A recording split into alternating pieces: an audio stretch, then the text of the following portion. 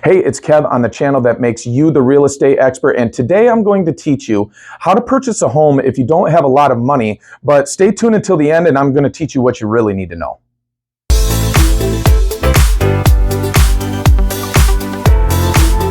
So the first thing that you need to know if you're intending to purchase a house and you don't have a lot of money is, what are the main costs to buying a house? You have three main facets when it comes to costs in buying a house. The first one is your down payment.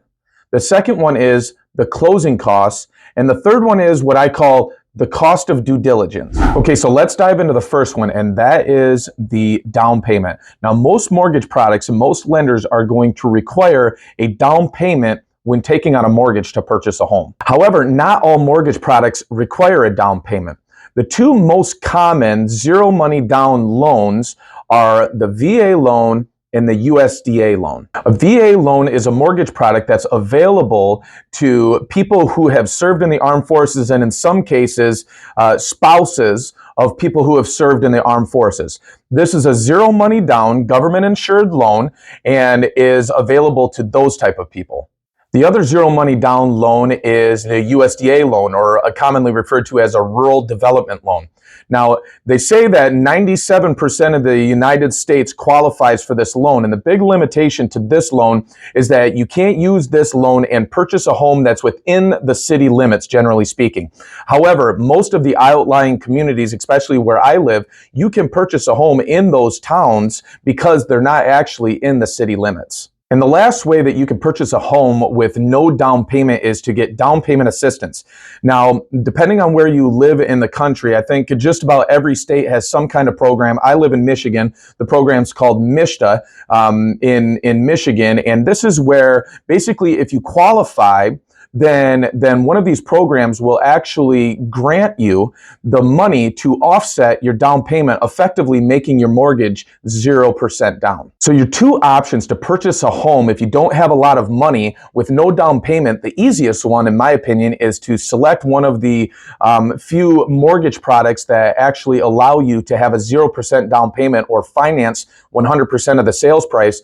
And the second option would be to try to find some kind of program or some kind of grant that will offset your down payment with a down payment assistance program.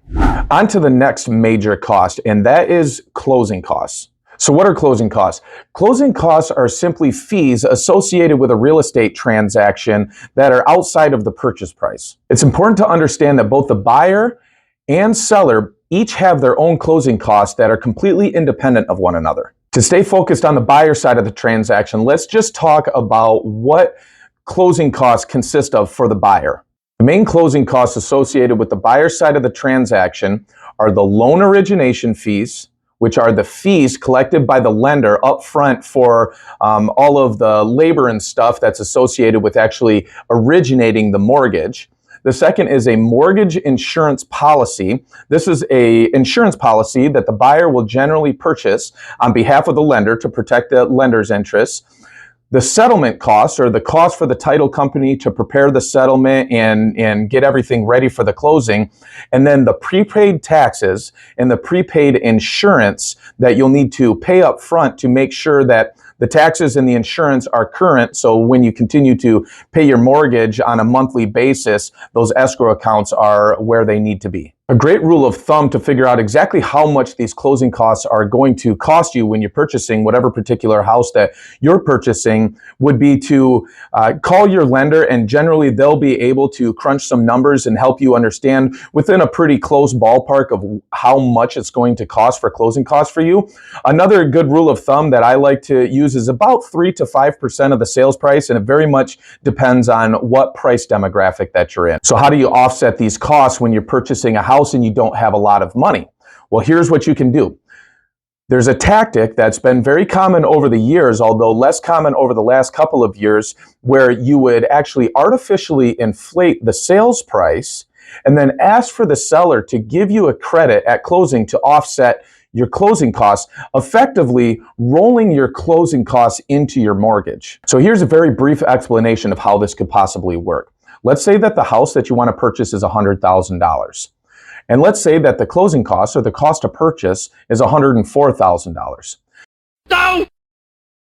Something that you can do is to offer the seller $104,000 and then ask the seller to contribute $4,000 to your closing costs, effectively offsetting your out-of-pocket expense as it relates to closing costs.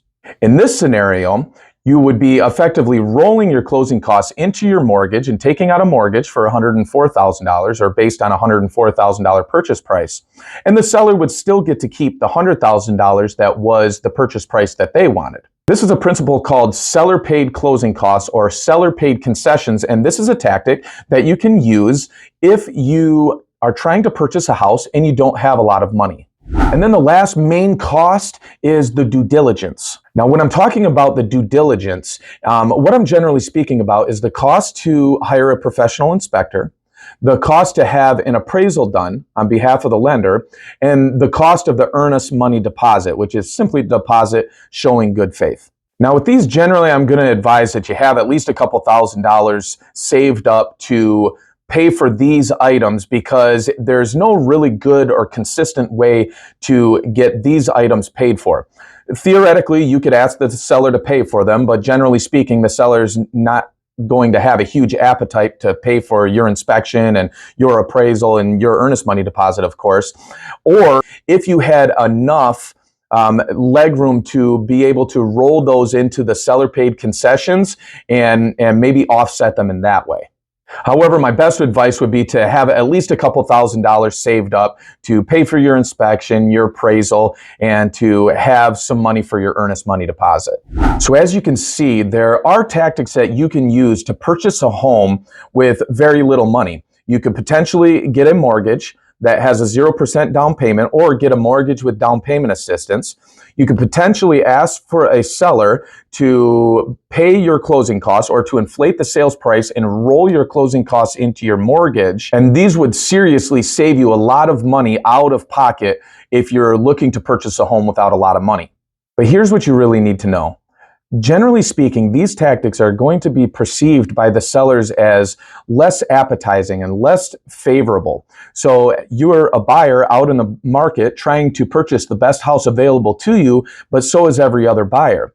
So the sellers are generally going to opt for the buyers that are the most qualified and offer the highest levels of certainty. What these tactics are really meant to do is to teach you guys that there are ways to purchase a home if you're not outrageously capital intensive. I've studied and watched dozens of YouTube videos where people are making videos saying that you can purchase a house without any money at all. And of course, there's always exceptions to the rule, and there's people who have done this before, but I believe that this really gives, especially first-time home buyers, an unrealistic expectation about being able to just go out and anybody can just purchase a home without any money at all. However, if you truly don't have any money at all, my best advice would probably be that it's not quite the right time to purchase a home yet. I would advise that you save as much money as you can and make sure that you're confident, informed, and well prepared when the time does come and you are ready to purchase a home. If you like this video, please like, subscribe, and as always,